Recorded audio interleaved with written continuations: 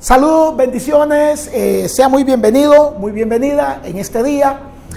Me gustaría que vaya buscando una nota donde poder anotar ahí en su teléfono, en su ordenador, o si usted de los que de la vieja guardia que escribe en hojas bongo, en cuaderno, busque, porque le voy a compartir algunas coordenadas proféticas que podrían ser de mucha bendición para su vida en los próximos minutos y en los próximos días, meses y años.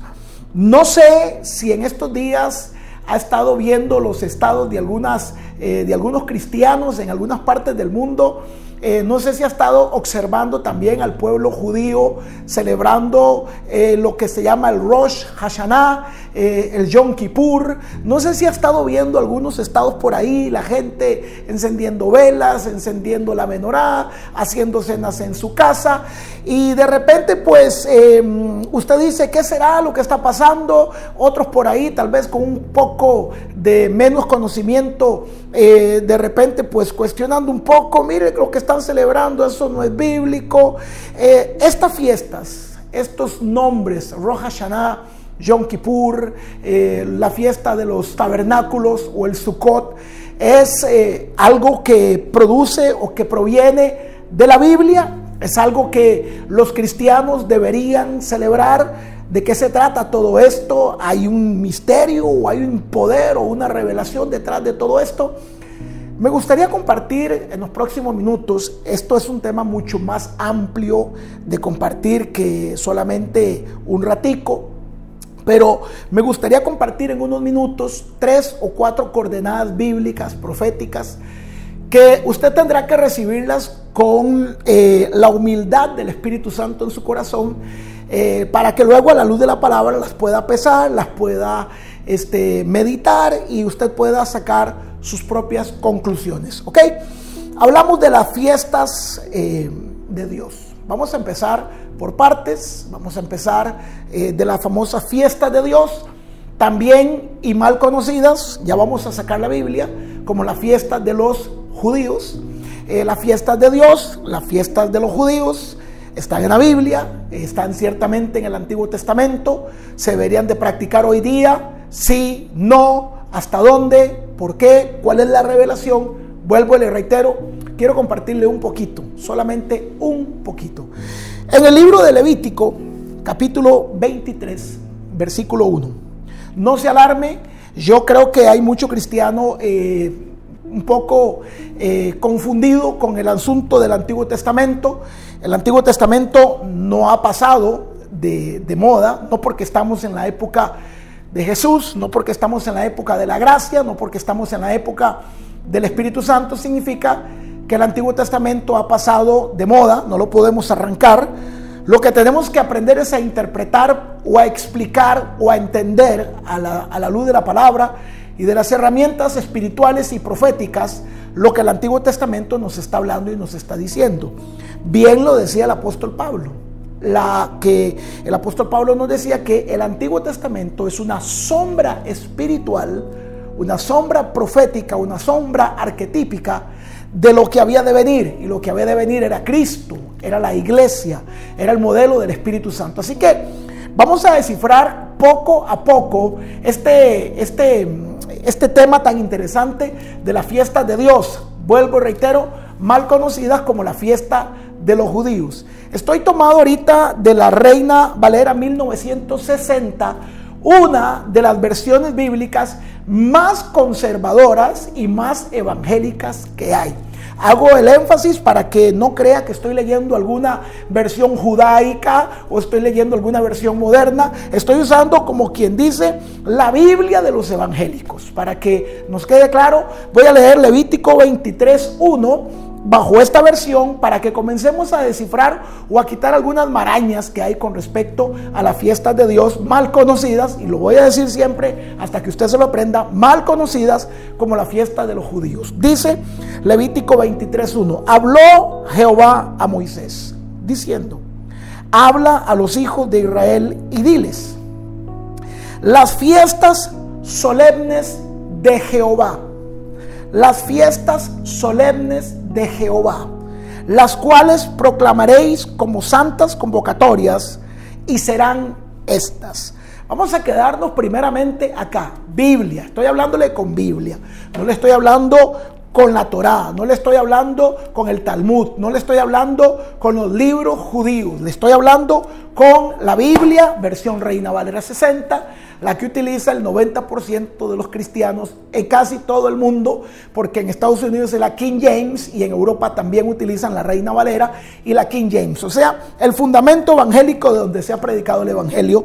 Y quiero que observe Levítico 23:1, donde dice 1 y 2, donde Dios le dice a Moisés: estas son las fiestas solemnes de Jehová. No dice la fiesta de los judíos. Le dice: dile a Israel, dile al pueblo que yo he escogido, que estas fiestas son mis fiestas y que yo les quiero pedir que las celebren o que las cumplan. Ahora tenemos que irnos un poquito más atrás para poder entender en realidad dónde nacen las fiestas de Dios.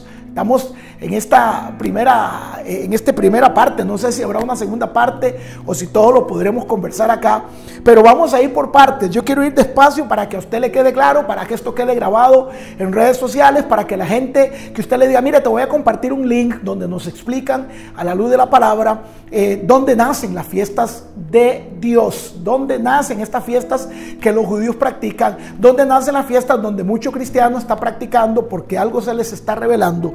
Y tenemos que irnos hasta el libro de Génesis, capítulo 1. Sigo con la misma versión, Reina Valera. Cuando en el capítulo 1 del libro de Génesis, Dios está creando la creación. Y en el versículo 14 dice, dijo luego Dios, haya lumbreras en la expansión de los cielos para separar el día de la noche, y sirvan las lumbreras como señales para establecer, atención, para establecer las estaciones, los días y los años. Claro, cuando nosotros leemos Reina Valera 60 en el contexto que tenemos en América o Norteamérica, y leemos que las lumbreras, y más adelante dice que la lumbrera mayor y la lumbrera menor, hablando en este caso del sol y la luna, cuando leemos esto y dice que el sol y la luna o las estrellas serían los indicantes o los indicadores que marcarían el día, la noche y las estaciones. Cuando leemos esto, nosotros pensamos que está hablando de las estaciones naturales: primavera, verano, otoño, invierno. Sin embargo, querido y querida, si usted toma su tiempo para buscar esta misma versión, Génesis 1:14, y la busca en la versión King James, en inglés, la misma versión en inglés. Esta versión en inglés, que es una traducción más cercana al escrito original. Siempre le he dicho que nuestra Biblia fue escrita, el Antiguo Testamento fue escrito originalmente en hebreo.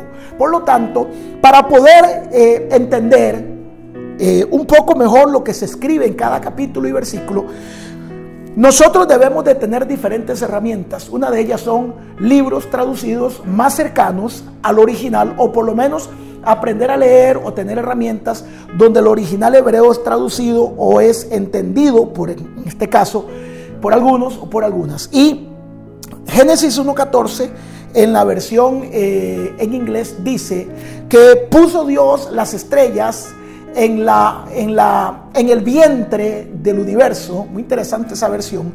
En el vientre del universo puso las estrellas, el sol y la luna. Y dice la versión 1:14 de Génesis, para que las estrellas, el sol y la luna separaran los días de la noche, el día y la noche. Pero donde dice las estaciones, en el original no dice estaciones. En inglés dice los sacred times, los tiempos sagrados. Aquí hay algo. Aquí tenemos que detenernos, porque aquí estamos viendo que hay algo en la traducción que no calza. Una traducción dice para separar o para establecer las estaciones, pero hay otra traducción del mismo verso que dice para establecer los tiempos sagrados. Y es entonces, querido y querida, donde tenemos que, irrefutablemente, si queremos estudiar la Biblia, no nos podemos quedar solamente con lo que leímos. Tenemos que ir, como decían los viejillos, a la raíz del cacho. Resulta ser que cuando vamos a la Biblia en hebreo, a la Torá, y leemos Génesis 1:14, que aparece bajo el nombre de Bereshit, el origen, Bereshit 1:14, dice que las lumbreras o las estrellas del cielo estarían ahí para marcar el día de la noche y para establecer, atención a esta palabra, los Moed Hashem. Los Moed Hashem, M-O-E-D-H-A-S-H-E-M, los Moed Hashem, traducido en inglés como los Sacred Times, traducido en español como las estaciones, cuyo verdadera traducción es: y puso Dios las estrellas en el cielo, el sol y la luna, para separar el día de la noche y para establecer los tiempos de Dios o el tiempo de Dios. Esa palabra Moed Hashem, el tiempo de Dios, es lo mismo que en griego más adelante nosotros en la cultura cristiana conoceríamos como el Kairos, que no es otra cosa más ni otra cosa menos que el tiempo de Dios, el Kairos de Dios. Esto es muy tremendo, porque cuando el Kairos de Dios se manifiesta, toda la esencia divina se empaqueta en el Kairos de Dios. El ser humano o el hombre no vive en el Kairos. Estoy hablando términos griegos que los evangélicos manejamos. Los hombres no manejan o no viven en el Kairos. Los hombres vivimos en el Cronos. Nosotros vivimos en el tiempo regular, el que se mide por días, por horas, por semanas, por meses y por años. Y a ese tiempo regular en el que vive el hombre se le ha llamado el Cronos. Pero entendemos en el mundo espiritual que existe el Cronos y que existe el Kairos. ¿Qué es el Kairos, Palomo? El Kairos en griego, en hebreo, Moed Hashem. En español, los tiempos de Dios. Y es muy tremendo porque los tiempos de Dios, los Kairos, para los que entienden un poquito y para los que no entienden mucho, no puedo entrar en tanta profundidad en tan poco tiempo. Todos los milagros sobrenaturales que Dios hará, los hará en el Kairos. Todas las respuestas sobrenaturales que Dios dará, las dará en el Kairos. Cuando el Kairos de Dios se mete en el crono de los hombres, el tiempo de Dios puede afectar el tiempo de los hombres. Cuando el Kairos de Dios se mete, lo sobrenatural se mete, las sanidades se meten, los milagros se meten, los prodigios se meten. Dice la Biblia en el libro de Hechos capítulo 16 que Pablo y Silas están presos en una cárcel y que comenzaron a cantar cánticos, adorando, alababan, adoraban, oraban, alababan, cantaban cánticos, y que de repente, dice la Biblia, vino un tremendo temblor, y dice que en ese momento entró el Kairos de Dios. El Kairos de Dios hizo que el cronos de los hombres fuera afectado. Un gran temblor, las cadenas se rompieron, las puertas se abrieron y Pablo y Silas milagrosamente logran salir. Cuando ellos se dan cuenta que están afuera, léalo en la Biblia, cuando ellos se dan cuenta que están afuera de la cárcel, simplemente se dan cuenta que están afuera. De repente estamos afuera. Ellos no se dieron cuenta en qué momento se reventaron las cadenas, no se dan cuenta en qué momento se abrieron, 8, 9, 10 puertas de la cárcel. Ellos no se dan cuenta en qué momento pasan por delante de todas las personas, así como de película, sino que cuando Pablo y Silas vuelven en sí, ellos están afuera. Lo mismo sucede con Pedro. Dice la Biblia en el libro de Hechos capítulo 12 que Herodes había encarcelado a Pedro porque lo quería matar. Y estando Pedro en la cárcel, la iglesia hacía oración por él. Y dice que entonces de repente se metió el cronos de Dios en la cárcel donde estaba Pedro. Vino un ángel, lo despertó. Desde el momento en que el ángel se le aparece a Pedro, el cronos, el tiempo natural, desaparece. Aquí estamos hablando de física cuántica. Aquí estamos hablando del mundo espiritual. Aquí estamos hablando de la esencia profética. Aquí estamos hablando de la diferencia entre Cronos y Kairos. Kairos, el tiempo de Dios. En hebreo, Moed Hashem. Y está Pedro en la cárcel y de repente se le aparece un ángel. Cuando ese ángel se aparece, el Cronos ya desaparece. El ángel toca a Pedro por el hombro, que está dormido en la cárcel, lo levanta, le abre las puertas de la cárcel, lo saca entre los carceleros y los guardas de la cárcel. Y cuando Pedro sale de la cárcel, vuelve a ver, dice la Biblia, vuelve en sí. ¿Cómo a ver? Vuelve en sí. Y entonces, ¿en qué estaba anteriormente? Si ahora vuelve en sí. O sea, eso es como que tú y yo, de repente, pues, como que estamos soñando, como que estamos teniendo una pesadilla o un sueño, una visión, dormidos, y de repente uno vuelve y dice, wow, lo que soñé. Lo que pasa es que en ese momento cuando Pedro dice, vuelve en sí, wow, ¿qué pasó? Soñé que me estaban sacando de la cárcel, soñé que se me apareció un ángel, y Pedro vuelve a ver, ya no está en la cárcel, ya no está encadenado, ya no hay prisioneros, de hecho no está ni cerca de la cárcel. Pero para Pedro no ha pasado más que un minuto. Mas sin embargo, dentro de toda la operación de rescate angelical, han pasado posiblemente más de 1 o 2 horas. Pedro ya no está ni siquiera cerca de la cárcel. Ha caminado, se ha movido, se le han reventado las cuerdas, las cadenas, ha salido de la cárcel. Pablo y Silas lo mismo. Han caminado, pasaron a la par de los guardas que cuidaban. Los guardas no los vieron. Aquí estamos viendo aquí estamos viendo, querido y querida, como de película. Lo que pasa es que a veces leemos la Biblia muy rápido. Aquí estamos viendo la interacción de dos dimensiones: la dimensión espiritual, la dimensión natural.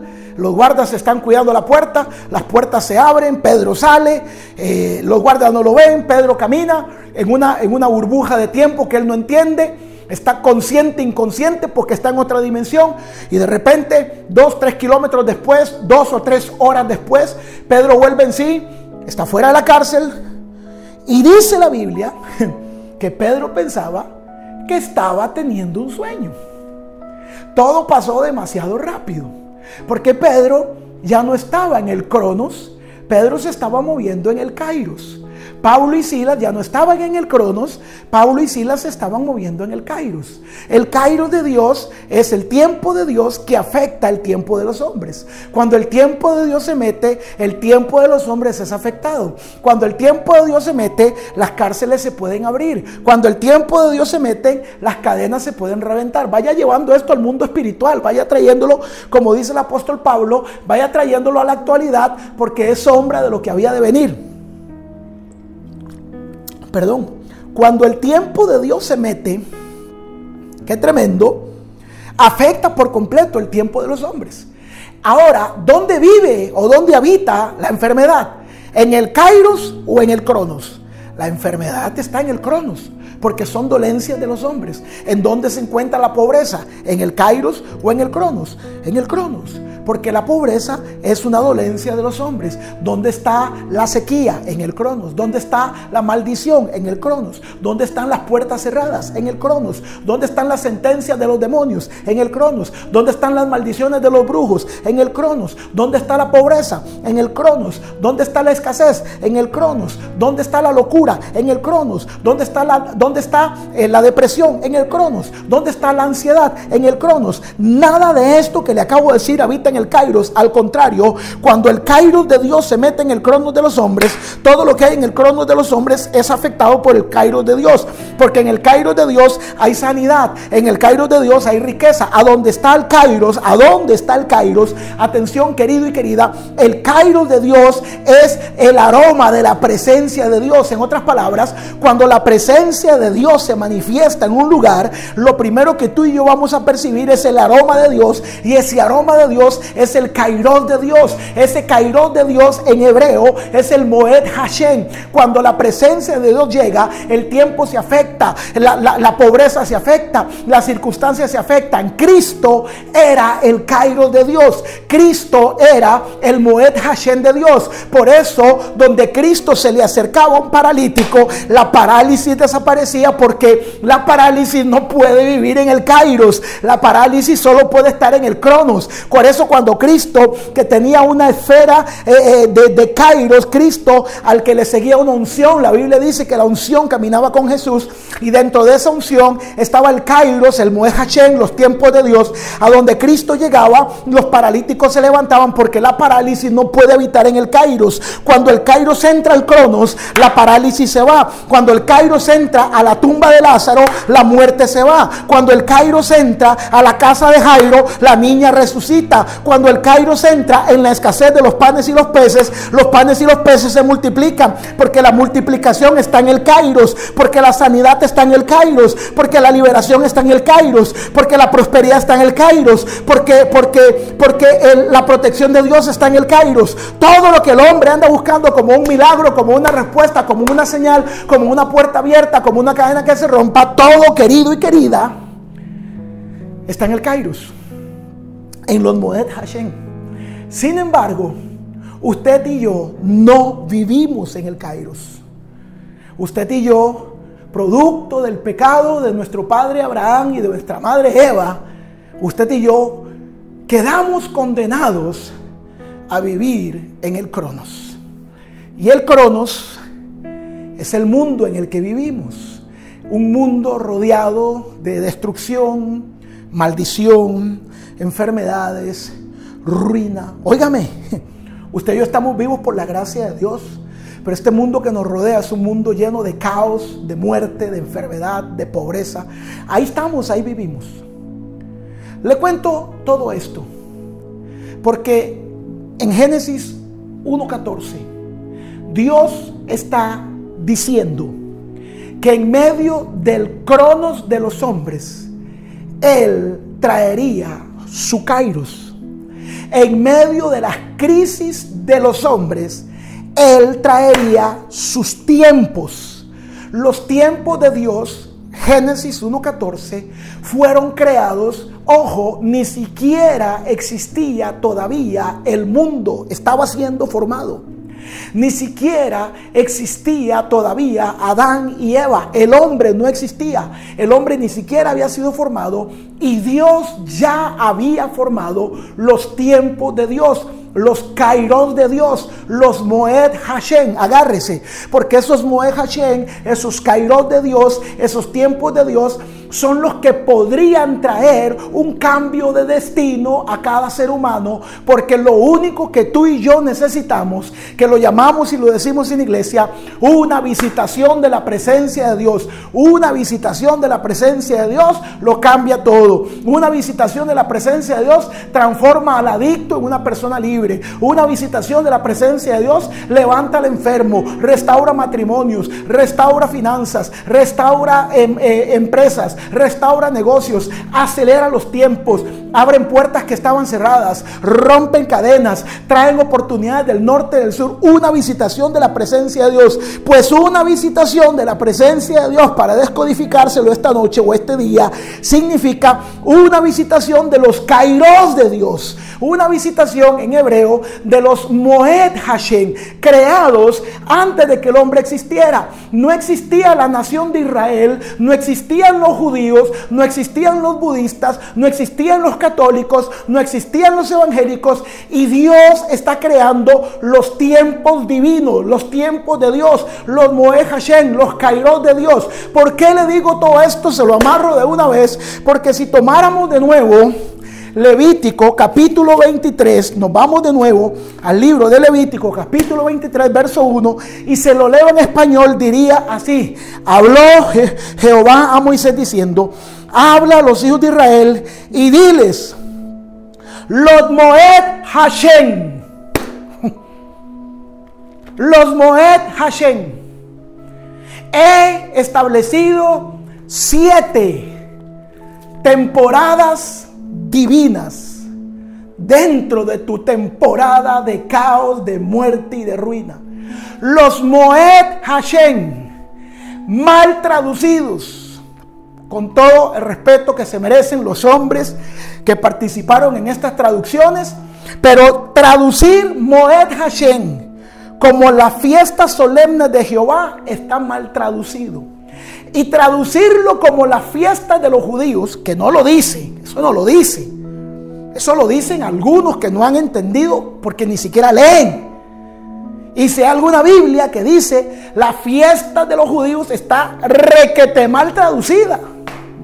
Porque aquí no dice ni las fiestas solemnes en el original, y aquí tampoco dice las fiestas de los judíos en el original. Aquí dice que Dios le dijo a Moisés, yo voy a traer sobre la tierra 7 temporadas divinas, 7 Moed Hashem, por una temporada de una semana, 15 días, 3 días, 4 días. Yo voy a hacer que el tiempo del cielo se acerque a los tiempos de los hombres. Y todo hombre y toda mujer que celebre las fiestas o los tiempos de Dios serán afectados por los tiempos de Dios. No sé si me estoy dando a entender. No sé si me está siguiendo el paso. Pero lo que Dios está estableciendo en Génesis 1:14 son las fiestas, los tiempos, los Moed Hashem, los kairos de Dios, que entrarían cada cierto tiempo a los cronos de los hombres. No, querido y no querida, las fiestas que usted y yo leemos en Levítico 23 no son las fiestas de los judíos, son los tiempos de Dios que se establecen sobre nuestras vidas. Por supuesto, como las fiestas son para los judíos y yo soy cristiano, yo no tengo por celebrarlas. Y lo que no, en el mundo espiritual, anote esta regla: lo que no se celebra en tu vida no puede afectar tu vida. Por eso el Señor le dice a Moisés, para que la unción de los Moed Hashem afecten tu casa o tu vida, tienes que celebrarlo, porque cuando lo celebras estás atrayendo la luz, estás atrayendo el tiempo, estás atrayendo el Moed Hashem, estás atrayendo el Kairos, y lo vas a meter en tu cronos y vas a tener que tener una afectación directa a lo que está pasando. Por eso, vuelvo, reitero, anótelo: en el mundo espiritual lo que no se celebra no te afecta. Y por eso el Señor le dice a Moisés: dile a los hijos de Israel, que eran los que me van a recibir el mensaje, que celebren las fiestas solemnes de Dios. Dile que celebren los Moed Hashem. Claro, yo lo leemos como las fiestas de Dios. Moisés se lo dijo en el idioma original. Dice el Creador que si quieren ser bendecidos, que celebren las fiestas, que celebren los tiempos de Él. ¿Y cuáles son los tiempos de Él? Son 7. Cada 2, 3 meses, cada 4 meses habrá una fiesta, habrá una ventana profética, y el que entre ahí, atención a la palabra, será bendecido. Atención, será bendecido. Será por eso que los judíos hoy sobrepasan a los cristianos en la bendición material. No en lo espiritual, en la bendición material. Porque las fiestas o los Moed Hashem lo que hacen es alterar la ruina, alterar la enfermedad, alterar la pobreza y comenzar a empoderar gente con bendición, con sanidad, con puertas abiertas, con estas bendiciones que en el mundo natural usted no podría, pero que con una intervención divina lo podría cambiar todo. No se separe, regáleme un minuto para tomar aire, para que en esta segunda parte pueda explicarle 2 o 3 cosas rápidamente que tiene que ver con el final de esta primera explicación, que tiene que ver con los tiempos divinos, los Moed Hashem, los Kairos de Dios. ¿Qué hacemos, Palomo? ¿Qué pasa con esto? Me está interesando el tema. Ya volvemos.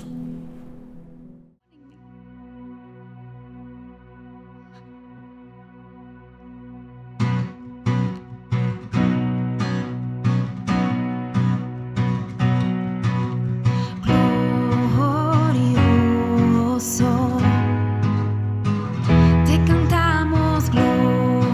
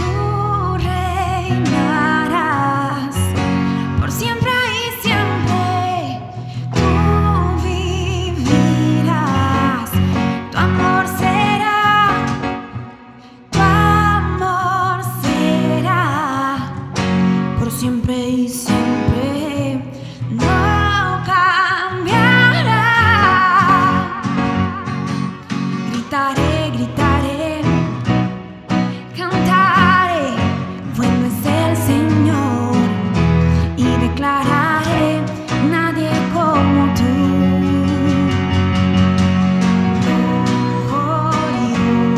Glorioso,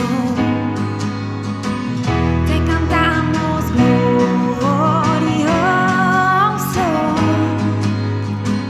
lo gritamos, Cristo te alabaré, tu nombre exaltaré, glorioso, nadie como tú.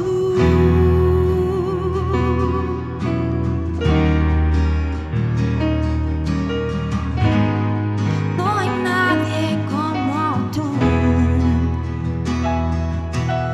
Tu luz brillará, todos verán. No hay nadie como tú.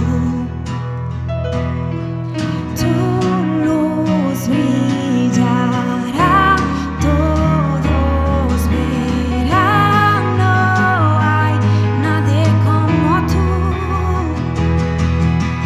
Tu luz brillará, todos verán. No hay nadie como tú.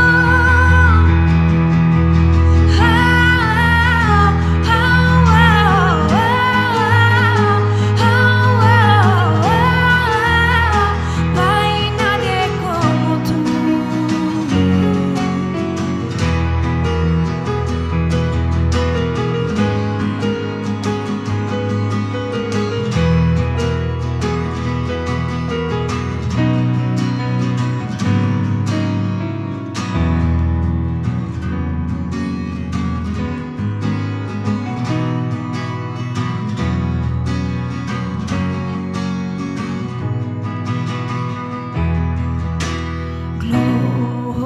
Glorioso,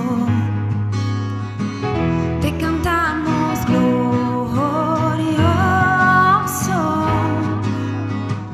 lo gritamos, Cristo te alabaré, tu nombre exaltaré, glorioso, nadie como tú, no hay nadie como tú.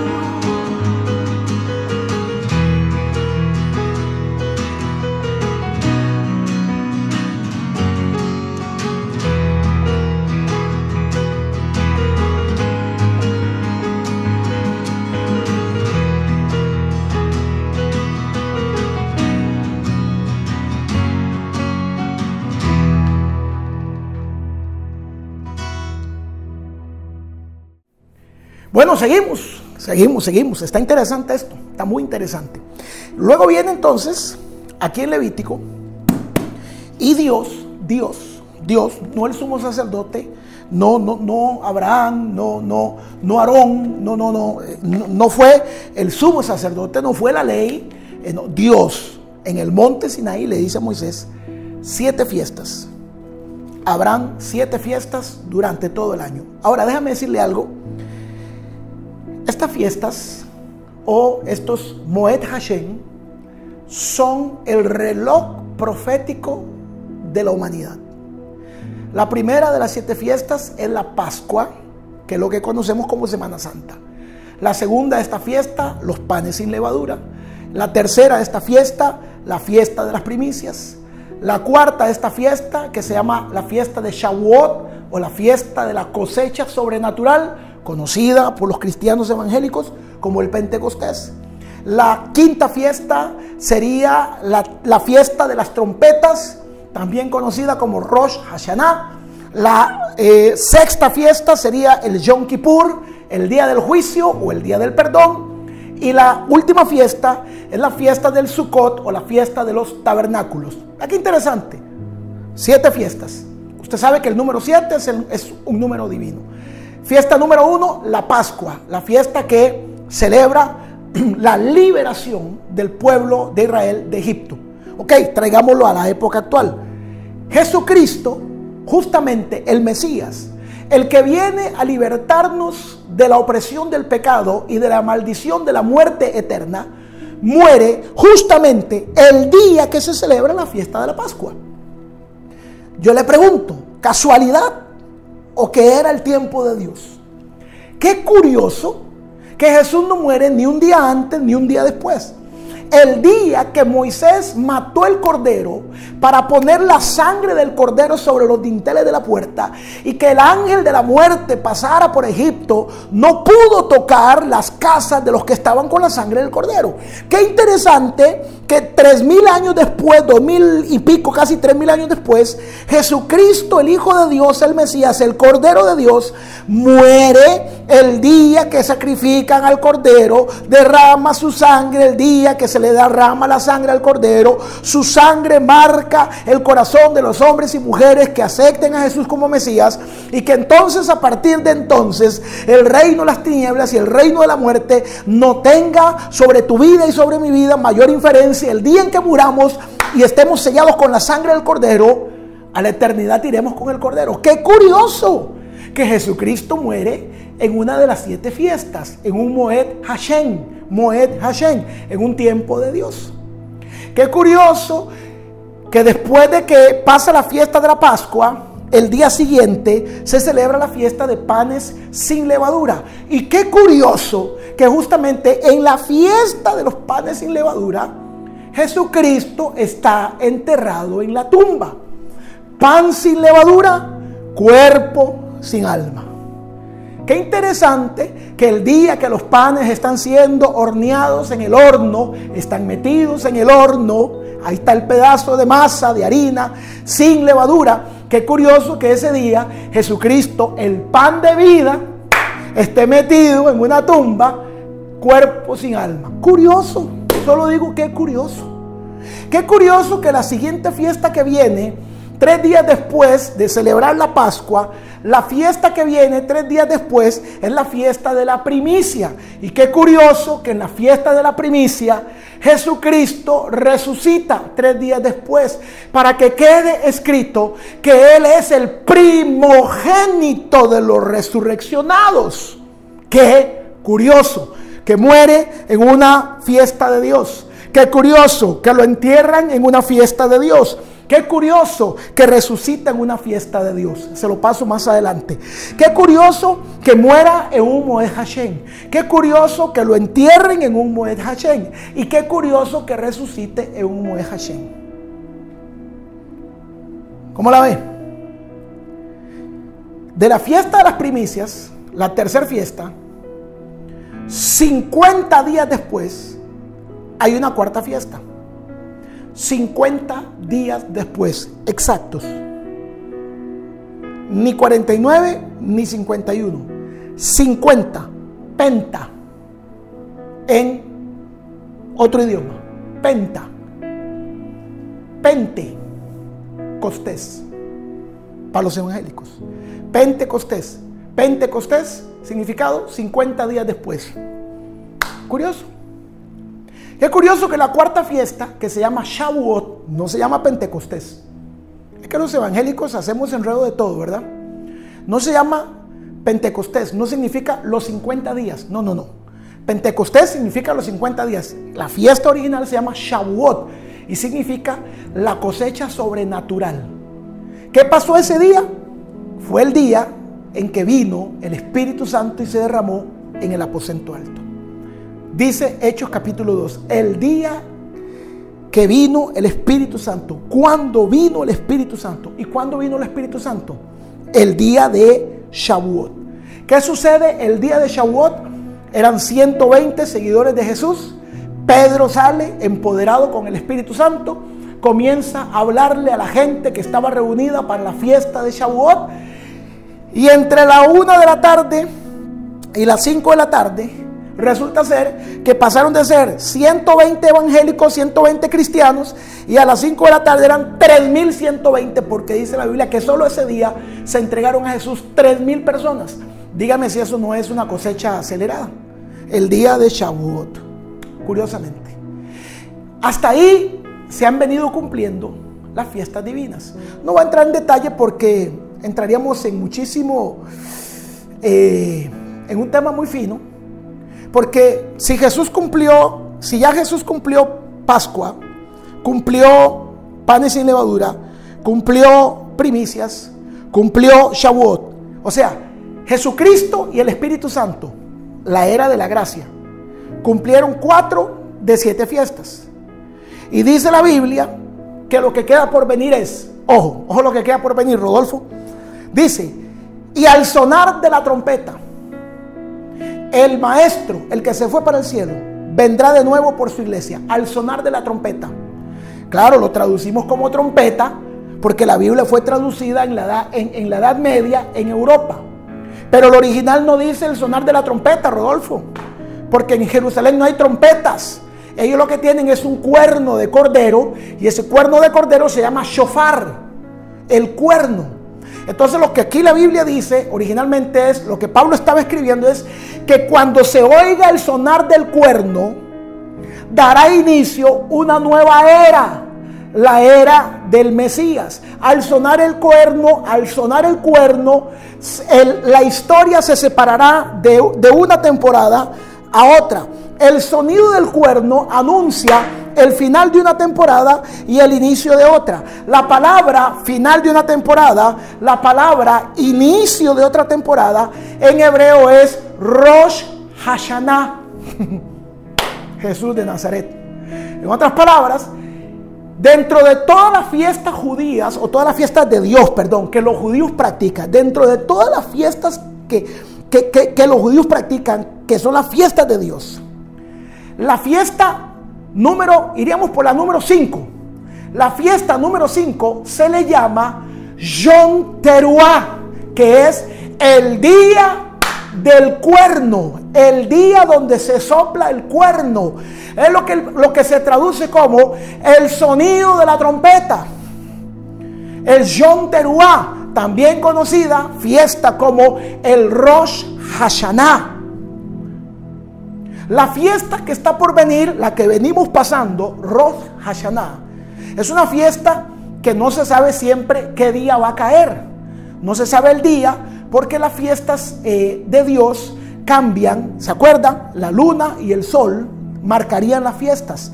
Y como la luna se mueve, entonces las fiestas de Dios siempre cambian con 1 o con 2 meses de antelación. O sea, que si este año Rosh Hashanah cayó un 24 de septiembre, por decir algo, el otro año podría caer entre septiembre y octubre. No hay siempre un día exacto. Qué interesante que la Biblia dice que el día y la hora nadie lo sabe, pero no dice la temporada.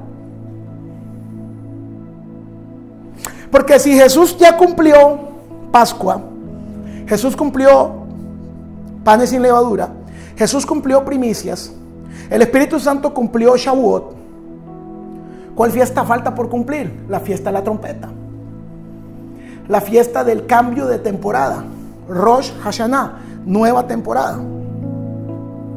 No lo voy a decir abiertamente porque no me compete a mí, ni tampoco tengo los atestados.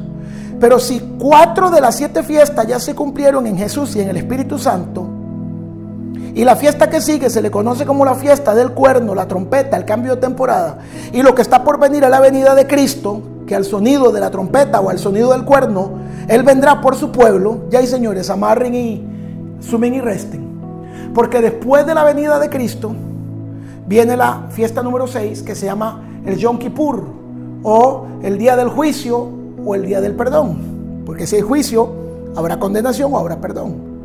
Y luego viene la última fiesta, la fiesta de Shavuot, que es la fiesta de los tabernáculos. Qué interesante, ¿no fue que dijo Jesús? En mi casa, en la casa de mi padre, muchas moradas hay. Nos iremos a vivir a las moradas. Pero la palabra morada es una traducción moderna, porque en hebreo en realidad lo que Jesús dijo es: en la casa de mi padre muchos ¿cómo se llama? Muchos sukkot, muchas tienditas, muchos tabernáculos. Y la última fiesta, la fiesta de Sukkot. No sé, me parece, vuelvo y reitero, no puedo afirmar nada, solamente me parece, siguiendo una ruta profética, que se han cumplido 4 de 7 fiestas en Jesús y en el Espíritu Santo, que La fiesta número 5 es la fiesta de la trompeta, que cambia la temporada. Que la fiesta número 6 es la fiesta del juicio, o la temporada del juicio y el perdón. Que la temporada número 7 es la temporada de los tabernáculos, donde viviremos con Él. Qué interesante que dice Apocalipsis capítulo 20 verso 11. Entonces vi un gran trono blanco y al que estaba sentado en él, y en su presencia desaparecieron la tierra y el cielo, y nadie volvió a verlos jamás. Y vi que todos los que habían muerto, tanto humildes como poderosos, atención, humildes como poderosos, pobres como ricos, no importa, si usted maneja un Mercedes-Benz hoy, o si usted lo que anda es en una motoneta, un día usted y yo tendremos que estar delante de la presencia de Dios.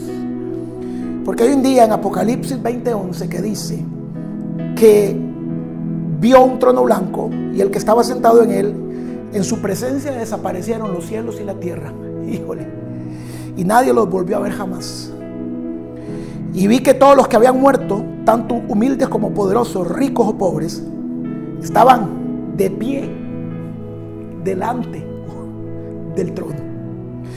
Y fueron abiertos los libros. Anote esa frase, porque a los evangélicos les enseñaron que solo hay un libro, el libro de la vida, y yo estoy inscrito en el libro de la vida. Cierto, usted está inscrito en el libro de la vida, pero el día del juicio, ¿qué estoy diciendo? El día del juicio. ¿Sabe cómo se dice el día de juicio en hebreo? Yom Kippur. ¿No que no? Tiempos de Dios, no eran las fiestas de los judíos. Damas y caballeros, Jesucristo cumplió un Pesaj, Jesucristo cumplió panes sin levadura, Jesucristo cumplió primicias, Espíritu Santo cumplió Shavuot. Y Apocalipsis 20 dice que delante de Jesucristo, usted y yo tendremos que cumplir Yom Kippur. No sé, me parece extraño esto. Me parece como que o es una fábula, o como que todo está previamente planificado por la eternidad y por un Dios que dice que todos estábamos ahí, Rodolfo. No dice que estaban los judíos. Dice grandes, dice estaban delante del trono humildes y poderosos, ricos y pobres. No dice que estaban solo los judíos, estaban todos. Toda la humanidad y toda la creación estaban ahí, o estarán ahí, o estaremos ahí, celebrando Yom Kippur. Y el día de Yom Kippur fueron abiertos los libros, no el libro, los libros. Dice Apocalipsis 20, estoy leyendo el versículo 12, los libros, donde está escrito, agárrese y aquí tome agua para que se le baje el torozo que le voy a decir. Donde está escrito todo lo que cada uno hizo. Yo soy libre de mi propia vida, yo hago lo que me dé la gana, yo de por sí no le hago daño a nadie, si me emborracho solo, si me drogo solo, yo no ando jodiendo a nadie, yo soy libre, libre como el viento, peligrosa como el mar. Hay un libro en la eternidad donde hay un ángel que pasa escribiendo todo lo que cada uno hace. También, ojo, no solamente se abrieron los libros, Rodolfo, también se abrió ahora sí vea, ahora sí, se abrió el libro donde están escritos los nombres de los nombres de todos los que vivirán para siempre con Dios. El libro de la vida, los libros de los hechos. El tema se pone bueno, porque el libro de la vida es para aquellos que un día aceptaron a Jesús como su Salvador. Esos están en el libro de la vida. Pero el libro de los hechos no es para salvación. Los libros de los hechos no son para salvación, son para bendición. Y siempre que hay un Yom Kippur, los libros se abren para dar recompensa a lo que viene. En otras palabras, la historia no se acaba con la muerte, pero estando en vida Lo que pasa en el cielo ya está pasando en la tierra. También se abrió el libro donde están escritos los nombres de los que vivirán con Dios para siempre. Ojo, los muertos de nada le valieron guindarse el mecate. Yo me voy a suicidar para que Dios... Los muertos fueron juzgados de acuerdo a lo que habían hecho y con lo que decían los libros. Los muertos fueron juzgados por lo que habían hecho. Los que murieron en el mar se presentaron delante de Dios, que Él los juzgará. Y lo mismo hicieron los que estaban en el reino de la muerte. Todos los muertos fueron juzgados de acuerdo a lo que habían hecho. En un Yom Kippur. Así, querido y querida, Rosh Hashanah, Yom Kippur, Sukkot, Pesach, primicias, pan sin levadura, Shavuot, fiestas de los judíos o tiempos de Dios. El tiempo se me fue, el tema queda mordido, porque en la próxima entrega, espero que no se la pierdan, le voy a explicar qué es lo que está escrito en los libros. Y le voy a explicar que esos libros no van a ser leídos únicamente el día en que estemos allá, sino que cada vez que hay un Yom Kippur, como por ejemplo estos días que estamos grabando,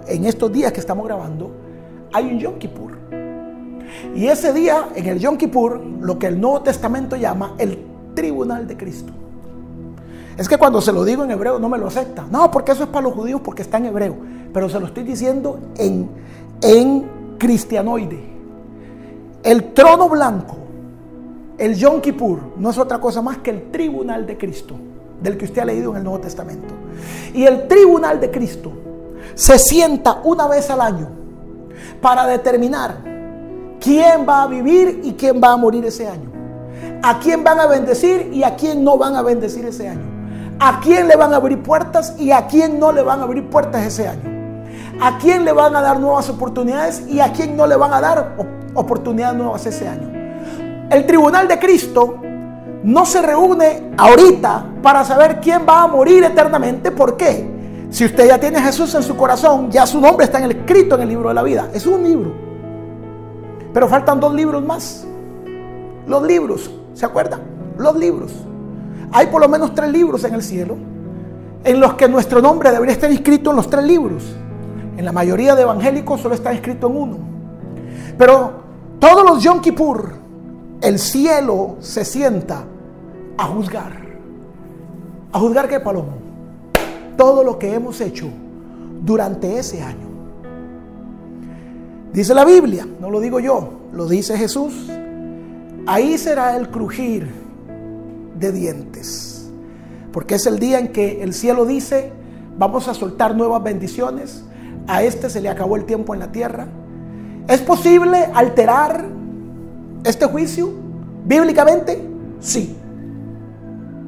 ¿Hay ejemplos bíblicos de hombres y mujeres que hayan alterado el juicio de Dios? Sí. ¿Lo quiere saber? Le quiero explicar. Todo esto en la próxima entrega. Le voy a hablar del masal, del destino, de los libros, de cómo alterar un destino, aunque ya tenemos uno. No quiero entrar en polémicas, solamente estoy exponiendo la palabra de Dios.